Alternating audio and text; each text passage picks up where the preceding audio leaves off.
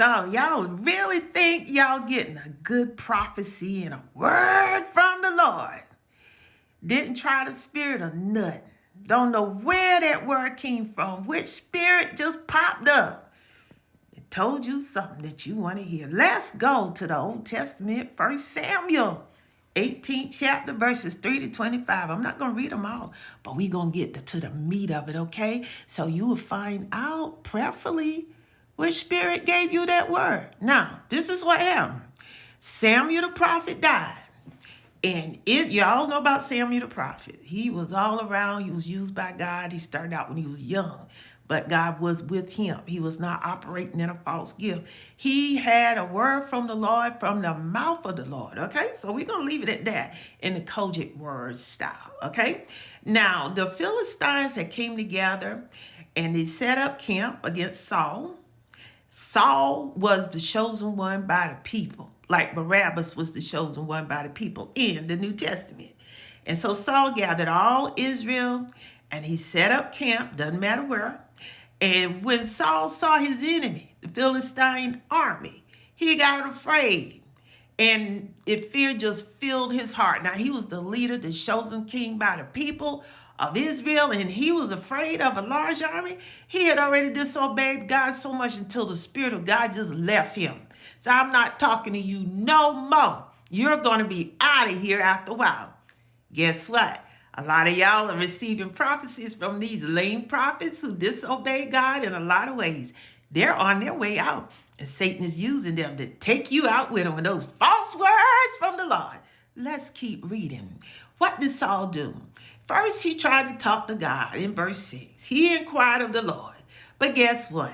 The Lord did not answer him, didn't even show up in his dreams, Urim or prophet, say anything.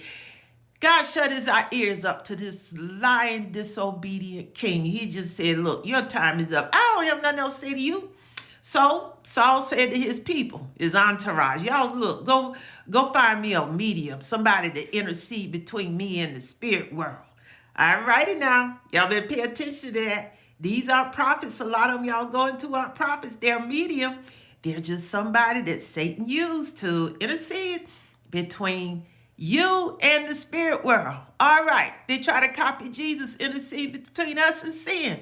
It ain't working, but it's working for some of y'all because y'all refuse to try the spirit by the spirit and you refuse to get to know God for yourself. So let's go on with what happened. All right. And somebody already knew. They said, look, man, there is a witch, medium in Endor. So Saul, after he had set out, he made a law himself that there would be no more witchcraft in Israel. He said, y'all going to be put to death if you do. That looked like a good thing, right? But at the end of the day, Saul didn't have any God talking to him. He wasn't receiving any dreams from God or nothing. So he made another choice. I'm going to go to the medium or the witch in Endor. So he didn't want her to know that he was the king who made those laws of the land. So what did he do? He disguised himself and put on other clothes. He got out of his king raiment and all of that stuff. He didn't want to be recognized. He didn't want the witch to know who he was. And he didn't want the people to know that he was going to a witch. All right. So, and he, on top of that, he went in the nighttime, dark time. They didn't have any night lights and all that stuff back then. They had to use torches. So homeboy went in the nighttime when it was dark. He took two men with him. All right. He took them and went to the medium. And this is why he said, I want you to consult a spirit for me. This is verse 8. I want you to pull up somebody because I ain't getting up from God. And bring up the one that I'm going to give you the name of. So y'all getting here on TikTok and these mediums to say, give me a name and I'll tell you what's up. You have just opened the door for witchcraft to come into your life and will be in your family, in your bloodline for generations to come if you don't repent and get that stuff right. I'm just saying. All right.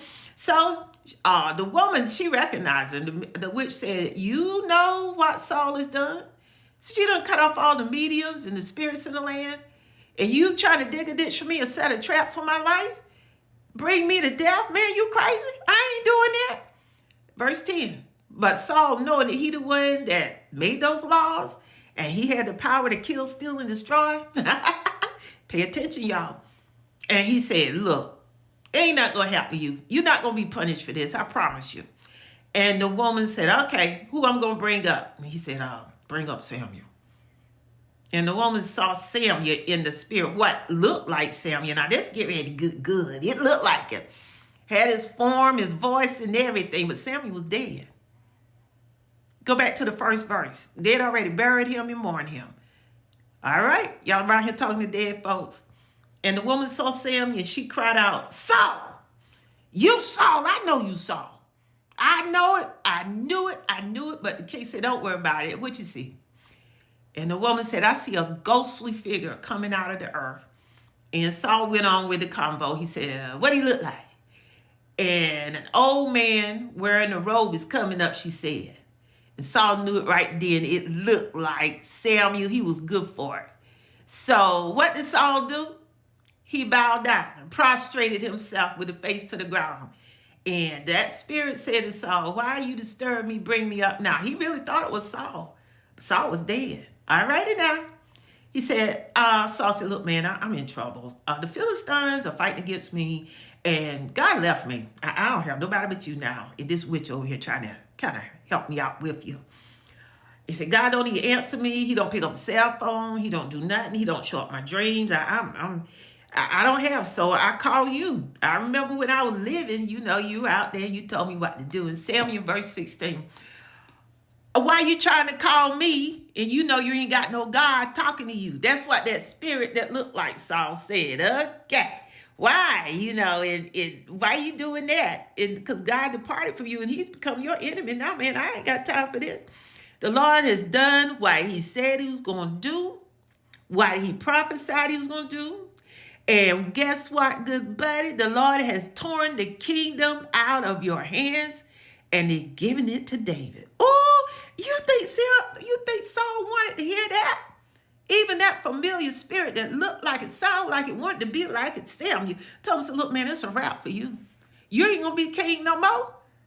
Even I know, and everybody around here know God gave this kingdom to David. And he said, not only that, verse 19, the Lord going to give Israel into the hands of the Philistines. Yeah, they going to whip y'all's butt. That's it. I don't curse.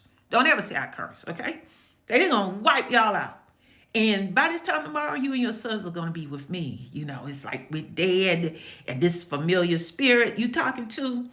And the Lord going to give the army of Israel into the hands of the Philistines. It's a wrap. Don't go around calling any more problems. Look, a lot of y'all are in a prayer line with someone laying hands on you who have consulted a familiar spirit. Part 2, I'll tell you about how these familiar spirits look up the word familiar. Means likeness, light spirit. Okay? You think he was actually talking to a prophet of God from the spirit world? Satan comes as an angel of light. And Satan can get it right sometimes. Why? Because he has somewhat limited access to the spirit world where the truth lies. Y'all better start praying up and pray those old spirits off you, that these money-hungry prophets, seed-sowing prophets, spoke in your life and you're going downhill and you don't know. You're going to end up just like Saul if you don't get it right with God and repent and just seek God for yourself. Leave this mess alone. Get to know the true and the living God. And you won't need anybody prophesying you, telling you when to go to the bathroom and when to wipe your what, or where to go or where to stay. All right? Meet the true and the living God, the Son of God, your God. Leave this other mess alone. Hope y'all have a great Monday. God bless you. Stick around for part 2. Stay prayed up.